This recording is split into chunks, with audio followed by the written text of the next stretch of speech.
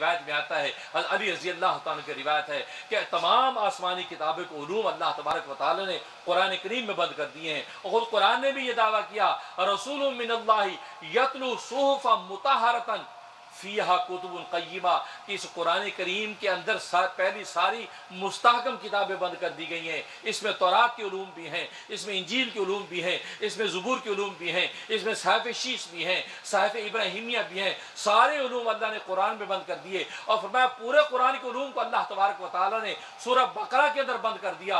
सूरह बकरा के तमाम उलूम को सूरह फातिहा में बंद कर दिया, और सूरह फातिहा के तमाम उलूम को बिस्मिल्लाहिर रहमानिर रहीम में बंद कर दिया, और बिस्मिल्लाहिर रहमानिर रहीम के सारे उलूम को अल्लाह ने लफ्ज़ इसम के अंदर बंद कर दिया, और लफ्ज़ इसम के सारे उलूम को बिस्मिल्लाह की बा के अंदर बंद कर दिया, और बिस्मिल्लाह की बा के उलूम को बा के नुक्ता के अंदर बंद कर दिया। और अल इल्मु नुक्ततुन, इल्म एक नुक्ते का नाम,